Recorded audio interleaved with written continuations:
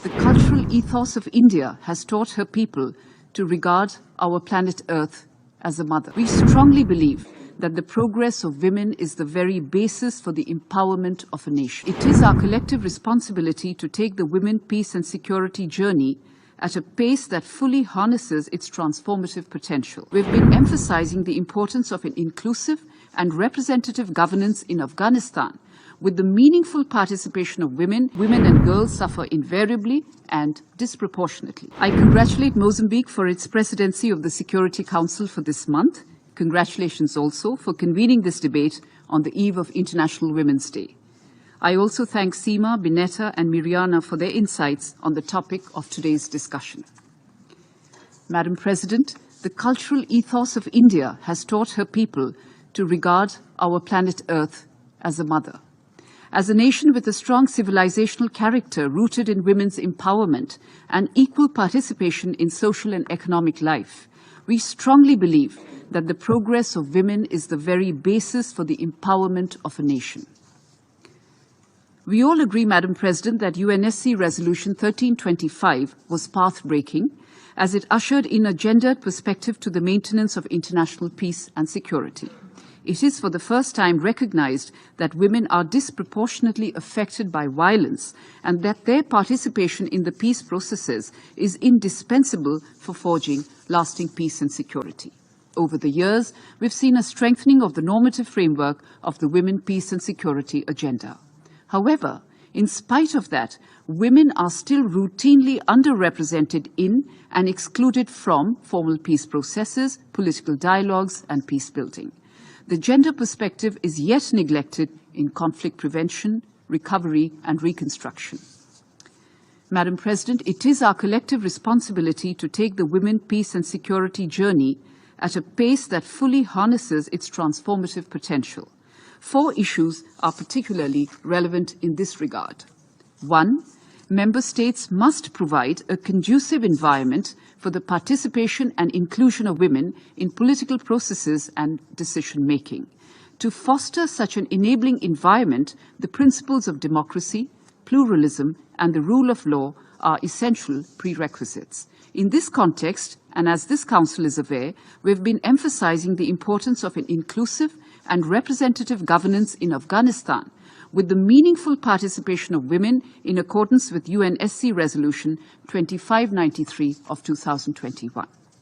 While supporting political participation, we must also equally focus in a holistic manner on the socio-economic empowerment of women, including their access to credit, finance, and technology. Digital technologies have enormous potential to empower women by providing greater access for women to education, finance, credit, social services, marketplace, and employment.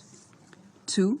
The United Nations and regional organizations must assist national authorities, upon their request, in developing capabilities to strengthen their national legal frameworks and related institutional structures for ensuring accountability and checking the impunity of those perpetrating violence against women. Member States should also be provided support for capacity building in post-conflict situations to address meaningfully and institutionally the inequalities and violence faced by women and to ensure their full participation in decision-making. A focus on women in peace-building efforts is absolutely crucial. 3. Women police officers and peacekeepers play an indispensable role in furthering the WPS agenda in post-conflict situations. India welcomes efforts towards a uniformed gender parity strategy leading to an increase in the deployment of women peacekeepers. In January 2023, India had deployed a platoon of women peacekeepers in Abyei as part of the Indian battalion in the United Nations Interim Security Force in Abyei. This was our single largest deployment of women peacekeepers since 2007, when India had been the first country to deploy all-women formed police units in Liberia. These initiatives are reflective of our intent to increase significantly the number of women in peacekeeping contingents and our commitment to the WPS agenda. India also supports increasing the deployment of women protection advisors for effective monitoring, analysis and reporting arrangements on sexual violence in conflicts. 4.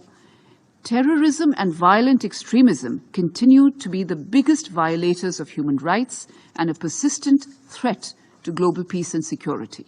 Needless to say, women and girls suffer invariably and disproportionately. Violence against women and girls perpetrated by terrorists remains rampant. This deserves the strongest condemnation and calls for the adoption of a zero-tolerance approach to all forms of terrorism. Madam President, before I conclude, let me dismiss the frivolous, baseless and politically motivated remarks made by the delegate of Pakistan regarding the Union Territory of Jammu and Kashmir. My delegation considers it unworthy to even respond to such malicious and false propaganda. Rather, our focus is where it shall always be, positive and forward-looking. Today's discussion is critically important to strengthen our collective efforts to accelerate the full implementation of the Women, Peace and Security agenda. We respect the topic of the debate and we recognize the importance of time. As such, our focus shall remain to the topic. I will conclude, Madam President, by reiterating India's firm commitment to contribute further to the normative and practical aspects of the Women, Peace and Security agenda.